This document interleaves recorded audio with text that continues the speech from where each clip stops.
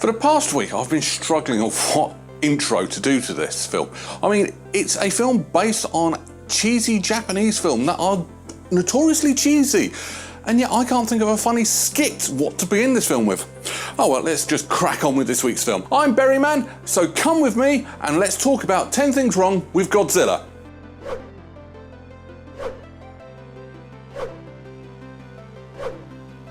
Godzilla is a 1998 American monster film directed and co-written by Roland Emmerich. It tells the story of a giant lizard nicknamed Godzilla who travels to New York City to nest its young.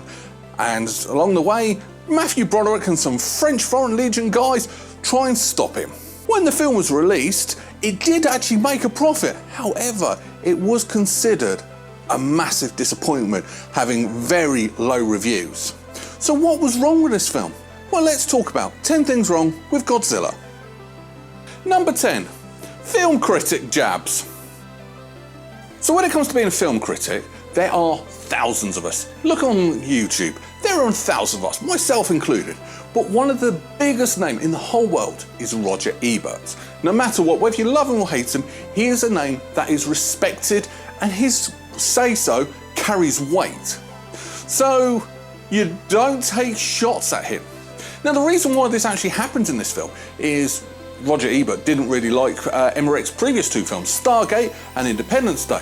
So to get his own back, he created this character of the mayor of New York being Mayor Ebert, who was a bumbling idiot who loved to shove his face with candy and shouting all the military officers.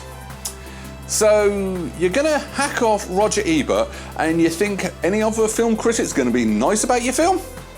Not going to work in that day and age. Probably would be a little bit better today, but not as much. Number 9, copying Independence Day. So Roland Emmerich's previous two films were hits. You had Stargate, and then you had the absolutely amazing Independence Day. So Godzilla was to follow that up. So how does he do it? Well, he copies Independence Day.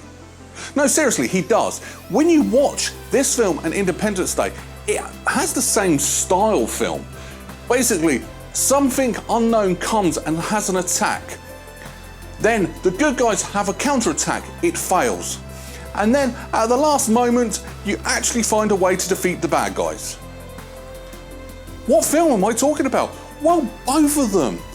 This wasn't really original. You took a Japanese concept which was popular, stuck it with the formula for Independence Day, and this was the mess you made. Number 8, looks.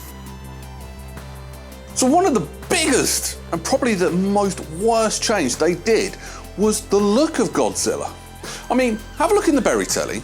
This is the original Godzilla. This is what Godzilla looked like.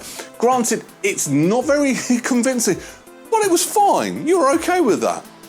So when they made this film, they tried to make a realistic version of Godzilla, and you know what? It looked worse. Now, doing some research, I actually saw a copy of Stan Winston's original concept for Godzilla. That was okay, and it sort of merged the line between the two. You could have got away with that one, but the version we got with looked awful. And I think a man in a rubber suit actually looked better than this CGI mess. Number 7, rain. How much rain is in this film? I mean, this film's told over 48 hours and it is non-stop rain. And it's not even light showers, it is heavy, heavy, heavy rain. And what makes it worse, it's not CGI rain like you see on the screen in front of you, and that can go. Thank you. It's real rain. And the thing is, when you're filming rain, especially with the technology back then, to actually catch raindrops on a film, you had to have the raindrops really big so that they appeared on camera. Normal rain would never appear on camera like that. So this film probably used more water than they did in Titanic.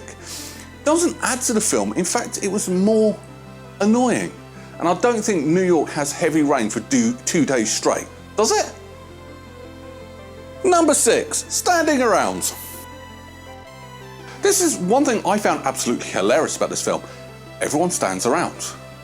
There's a big giant monster. I'm gonna stand there and look at it. There's lots of little monsters. I'm gonna stand and look at it. Oh, the big monster's back from the dead. I'm gonna stand and look at it. No one would actually stand and look at it, you would be gone. Sorry, if a giant lizard attacked Portsmouth, I love my missus, I love my family, I'd be gone. There's no way in hell I'd be stood there staring and watching. I mean, in this day and age, everyone would be there with their mobile phones taking photos, but still, they'd still be running, wouldn't they? Number 5, repeating unfunny joke. There is a joke in this film that is repeated over and over again. It wasn't funny the first time. Why do you think it will be funny the second time, or the third time, or the 10th time? The joke I'm on about is the name. They come along and say, "Oh, are you Nick Tatopoulos?" And he goes, "Tatopoulos." Okay, we get it. He has a difficult name. But do you have to repeat the joke? Do you have to ram it in, especially when it's not really that funny? Number 4, evacuating New York City. According to some studies, it will take approximately 12 hours to evacuate a New York City, with the exception of New York City. Now the reason being is Manhattan is an island, so there's only limited ways on or off Manhattan Island.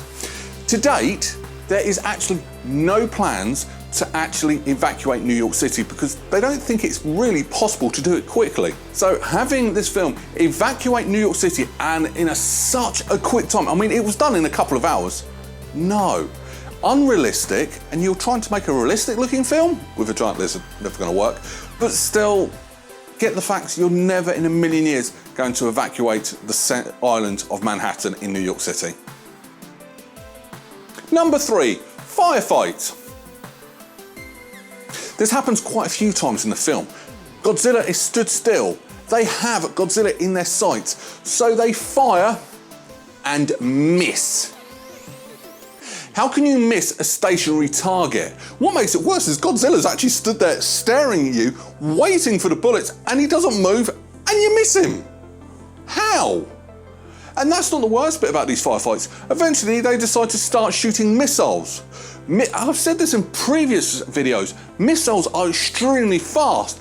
There's no way in hell Godzilla would be able to dodge missiles. But what does he do? You fire a missile, from behind him, might add, he's turned round, he's looked at the missile, then dodged. How slow are those missiles going? It'll be bang, dead. Helicopter chase. Now I must admit, I didn't really enjoy the helicopter chase through New York City. I don't think it's impossible to go at those speeds, but the bit I'm really, out of all of it, really not happy about is after it's turned around and Godzilla's attacked and destroyed 2 helicopters, he's chasing one of the helicopters. Now, first of all, he managed to run away from that helicopter, so why can he now not catch up to it? But eventually, the helicopter pilot says, "Phew, I've lost him," and he stays at the same level, and he actually goes over Godzilla and gets eaten. First of all, how come you didn't see Godzilla? You flew over him. He didn't actually come from behind or from the side, you went forward over him. Why didn't you see him? And the best bit is, you're in a helicopter, why didn't you just go up? Seriously, you stayed at the same level, you stayed below the skyline. That helicopter can go above the skyline. Go straight up. You're safe. But no, you didn't. Number 1, Sequal. Because this film got panned when it came out, the pre-planned trilogy that they wanted to do was scrapped. Sort of. They turned it into an animated TV series, which also wasn't that good. Now, it is a continuation. Now, it had half different casts. Some of the background characters came back and voiced the same characters, but the main cast was very different, and the story was also very different from this. The final egg from the end of this film, Nick actually finds that egg, the new baby Godzilla hatches and thinks Nick's its mum and becomes a good guy. Couldn't make this stuff up, could you? Final thoughts.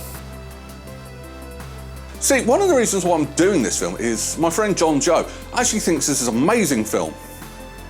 I don't think we're watching the same thing. Is he on about the 2014 version, which is a lot better than this version, even though it pulled some nasty tricks in marketing? I'll save those for that video. But this film, is a stereotypical action film that didn't really do much. It was literally a creature attacking New York City. That was it. There was no special powers, there was no creature for Godzilla to fight. It was just, this was more just evolution. Granted, evolution that was caused by the French in their nuclear testing.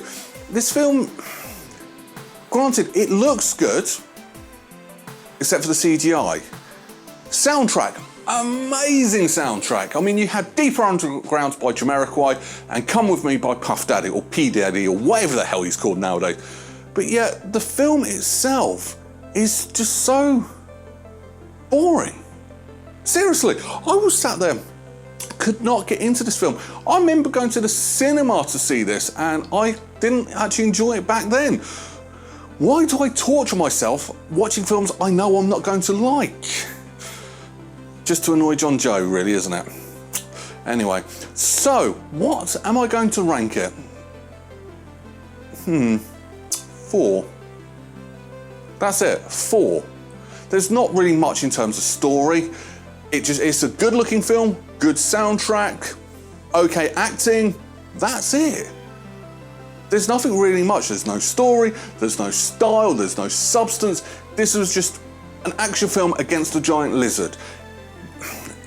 No, that's all I can say. I was quite disappointed really in this week's film. So, shall we crack on with what we're doing next week? Well, this week I did a American-Japanese remake. Should we do another one? Yeah, let's do something that was an animated Japanese film that the Americans redid a few years ago. Come back next Sunday and find out what I'm on about.